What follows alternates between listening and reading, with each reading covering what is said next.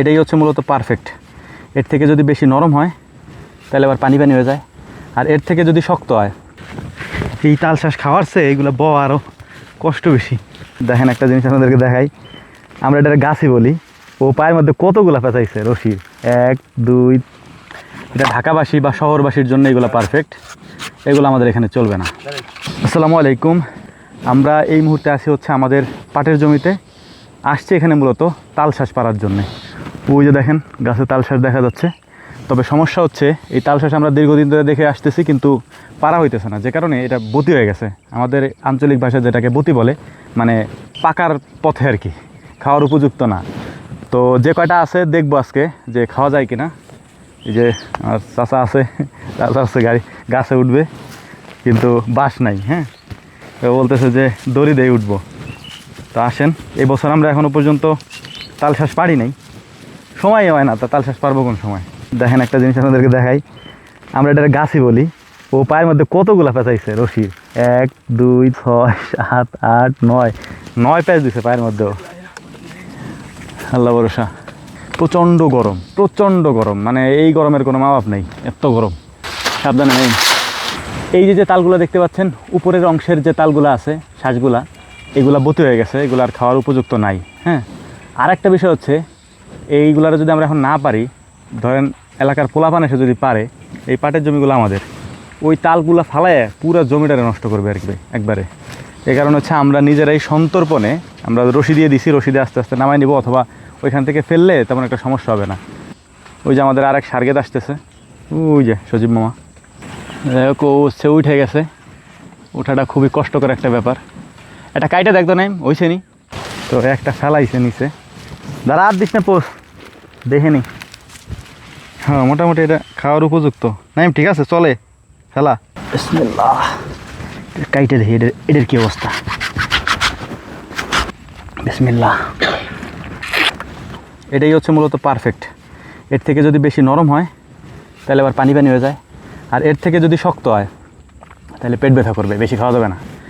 একটা বিষয় এখন আপনাদেরকে বলি, এই তাল শাঁসগুলা শহরে হচ্ছে একেবারে শক্ত যেটা সেটা বিক্রি করে, কারণ শহরে নরমটা নেওয়াটা পসিবল না। হ্যাঁ, আর তাল শাঁসের মধ্যে সব থেকে স্বাদ বেশি হচ্ছে নরমটায়, শক্তটার মধ্যে কোনো স্বাদ নেই, ওটা শুধু চাবায় খাওয়া লাগে আর কি। হ্যাঁ, তাল শাঁস যদি খাইতে হয় তাহলে নরমটা খাইতে হবে, আর নরমটা ইনস্ট্যান্ট পাড়া ছাড়া উপায় নেই।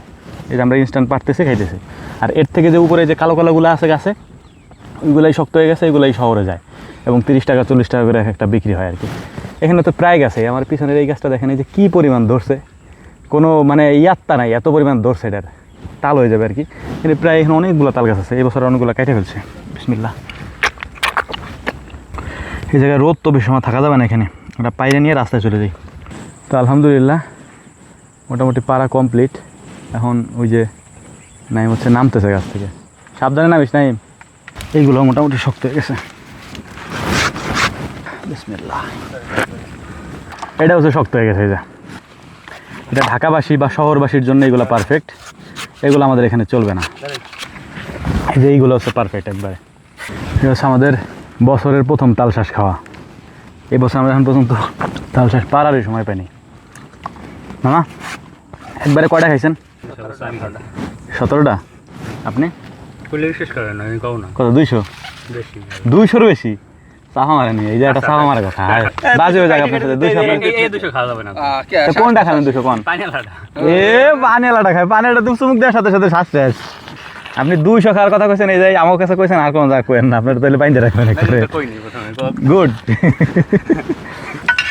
অস্ত্রপাতি আমি নিয়ে যাই, আসো। এই তাল শাঁস খাওয়ার চেয়ে এইগুলো বওয়া আরও কষ্ট বেশি। হ্যাঁ, সব কটা খেয়ে আসে। এই যে কালু রাস্তা বানাই দিছে এদিক দিয়ে, না জোরে ফেলান যাবি না। আরে আল্লাহ রে, এই যে পার আছে বই আনা কষ্ট বেশি। তো হচ্ছে যে তাল শাঁসগুলো আমরা পাইরাই যে রাস্তারে যে এখানে নিয়ে আসছি, এখানে রাখছি, রাখার পর এখন এগুলো নিব কীভাবে বাড়িতে? এখানে বাড়ির থেকে বাবু কাকারে দিয়ে ভ্যান এলাম, এখন ভ্যানে করে বাড়ির দিক পর্যন্ত নিতে হবে ইনশাআল্লাহ। এই চলো, ব্রেক ধরো। শখ জাগছে একটু ধরার, ধরুক। 200 তাল শাঁস খাওয়া লোক, বাহ। এই জায়গা 100 কাছাকাছি।